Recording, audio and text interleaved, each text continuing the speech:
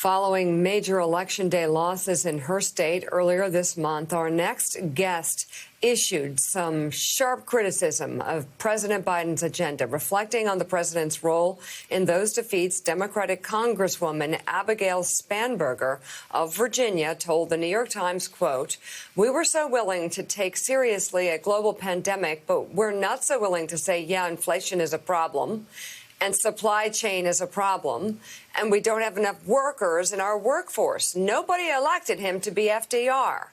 They elected him to be normal and stop the chaos." Days later, the president had this response to her comments. Abigail's a friend. We had a long talk. She joked and said, and I have a picture, she said, I have a picture of Roosevelt hanging in my office, her office, okay? I don't intend to be anybody but Joe Biden. That's who I am. And what I'm trying to do is do the things that I ran on to do. And Congresswoman Spanberger joins us now. We appreciate your being on this morning. But let's develop on that point, because I'll start with just one of several issues that are facing this country that I feel like the White House could be much more vocal on, and that is the supply chain issue. What do you see happening on that front to help sort of untangle the mess from the government's perspective? From the government's perspective, well, thank you so much for having me on, and particularly to discuss this important issue, because across my district, I'm hearing about supply chain issues, and I have been for quite some time.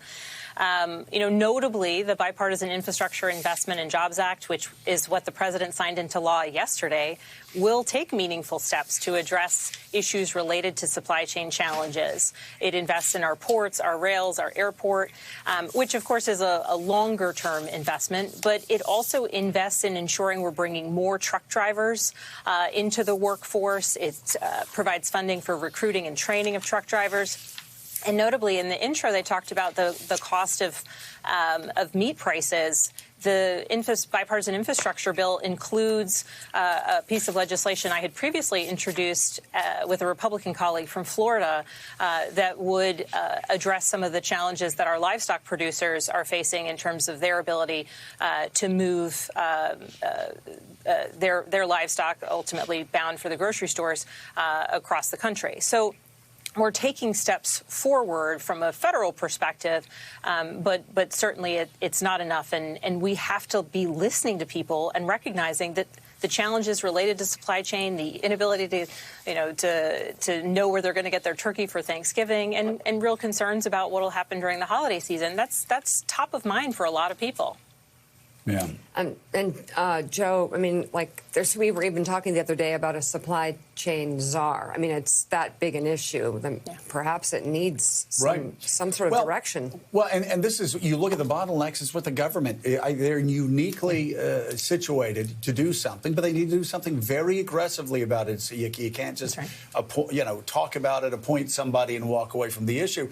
So, Congresswoman, your district is so critically important, because it's districts like yours that are going to determine who's going to run the House, whether Kevin McCarthy is going to be the next Speaker of the House or not.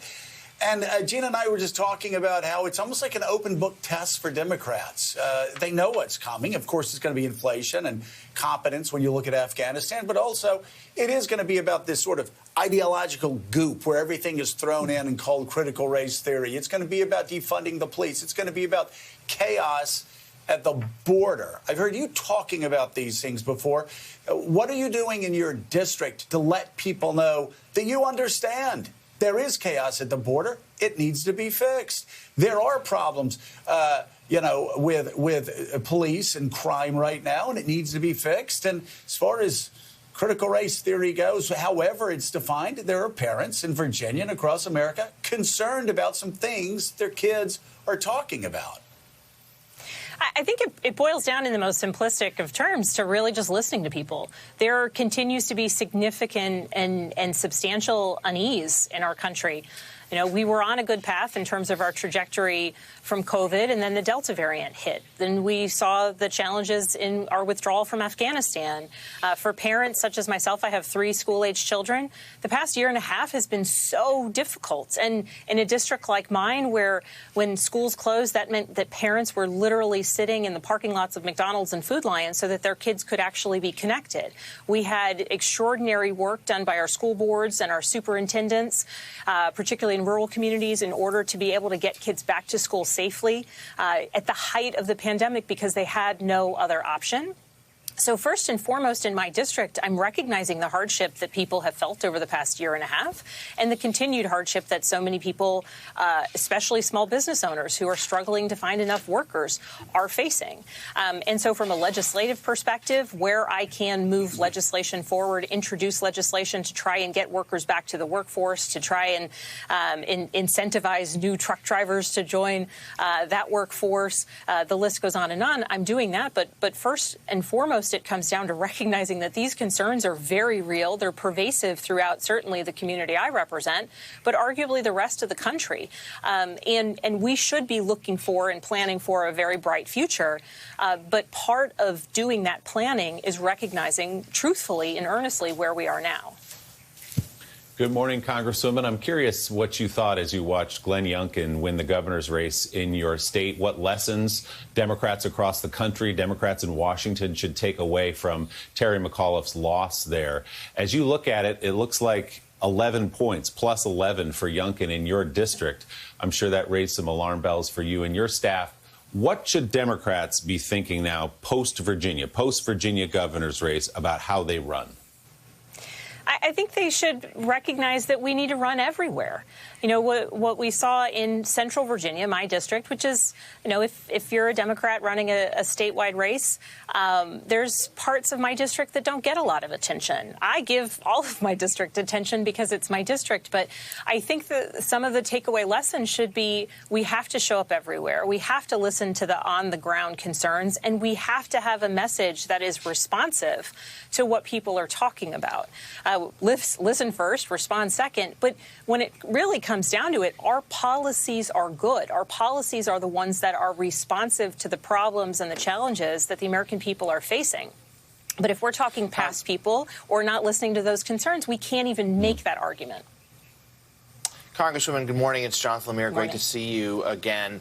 Yesterday, of course, you were there for the Rose Garden and that signing ceremony for the bipartisan bill. But that's just part one of what the president hopes to do in the Build Back Better Act. I think you guys are going to have a long week in Congress, aiming to get a vote by the weekend. But there's been some reporting in the last day that senior White House officials are telling members of Congress to be prepared to brace yourself for the Congressional Budget Office score. The CBO score is going to be higher. It's going to be disappointing. It's going to show that it will not entirely be paid for. What is your take on that? And would that at all make you question your support? Well, see, I think this boils down to why, and there's a group of individuals, myself included, who wanted to know the full scope of this bill in terms of what the CBO score is, what the bill's going to cost before we ultimately take a vote. It's about ensuring that we as legislators are making responsible, informed decisions. I think for many people that's not necessarily going to be a deal breaker. There's so much in this bill that is incredibly valuable. Our efforts to fight climate change, investing in the refundable child tax credit in the future, which has been transformative for so many families, particularly in Central Virginia, and lowering the cost of prescription drugs. I think for many of us who won in 2018, the cost of health care and the cost of prescription drugs were driving forces behind what our desire to get accomplished was when we arrived at the U.S. Capitol. But notably, we have to know what it is that we will ultimately be passing. We've been talking about a bill that's fully paid for. It's important that it be fully paid for. But let's be clear, if it's not, we have to absolutely understand that and understand what the long-term impact on our nation's debt is or isn't. And then we're faced with a secondary decision into the future about whether or not the investments that we're making in our society, in our community, in our education system, in those long-term benefits are, in fact, worth and valuable from a long-term standpoint, whether those investments are worthy of, ultimately making that choice, voting to make those investments. But it's a decision we have to make eyes wide open in terms of the impact. So I look forward to see we've seen some of the CBO information has come out. We're expecting more information by the end of the week, and I think every legislator should want to have eyes wide open as to what it is that is going to be potentially coming to the House floor for a vote.